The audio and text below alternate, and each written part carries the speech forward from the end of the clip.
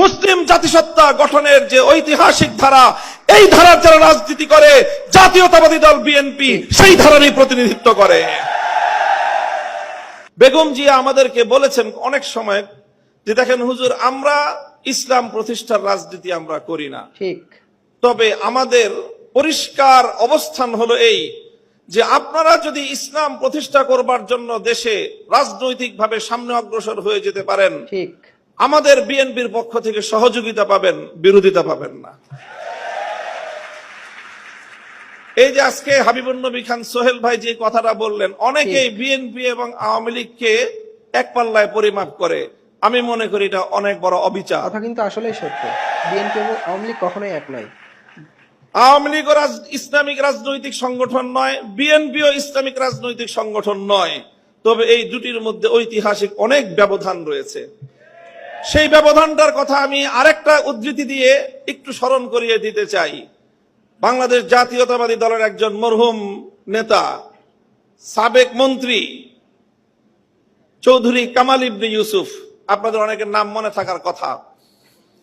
তার একটা উদ্ধৃতি, তিনি একদিন এক প্রসঙ্গে বলেছিলেন, একটা কথা বলতে গিয়ে বিএনপির প্রতি তার নিজের যে অধিকার, সে অধিকার সাব্যস্ত করতে গিয়ে বলেছিলেন যে বেটা, আমি 200 বছর ধরে বিএনপি করি। কি বলেছেন? 200 বছর ধরে আমরা বিএনপি করি। আপনাদের অনেকের মনে প্রশ্ন জাগতে পারে, বিএনপি তো প্রতিষ্ঠিতই হলো স্বাধীনতার বেশ পরে, শহীদ জিয়াউর রহমানের হাত ধরে। আর চৌধুরী কামাল ইবনে ইউসুফের বয়স কত? 60-70 বছর। তো বিএনপিও তো 50 বছর আগে জন্ম নেয় নাই। চৌধুরী কামাল ইবনে ইউসুফের বয়সও 50 বছর নয়। তো ওই বেটা কিভাবে 200 বছর ধরে বিএনপি করে? আপনাকে বিএনপির ঐতিহাসিক রাজনৈতিক ধারাটাকে আপনাদের অবশ্যই ধারণ করতে হবে। চৌধুরী কামাল ইবনে ইউসুফের এই বক্তব্যের মূল কথা ছিল এই, যদি আমরা আমাদের এই জনপদের অতীত রাজনীতির ইতিহাস পর্যালোচনা করি, তাহলে সবসময় আমরা এদেশে দুটি ধারা লক্ষ্য করতে পাই। সেই অবিভক্ত ব্রিটিশ আমল থেকে যখন ঢাকা বিশ্ববিদ্যালয় প্রতিষ্ঠার ঘোষণা এসেছিল, যখন ঢাকাকে কেন্দ্র করে পূর্ববঙ্গের উত্থানের ঘোষণা এসেছিল, যখন মুসলিম জাতিসত্তা প্রতিষ্ঠার ঘোষণা এসেছিল, তখন এই বঙ্গ অঞ্চল থেকে কিছু মানুষ তারা ঢাকা বিশ্ববিদ্যালয় প্রতিষ্ঠার বিরোধিতা করেছিল।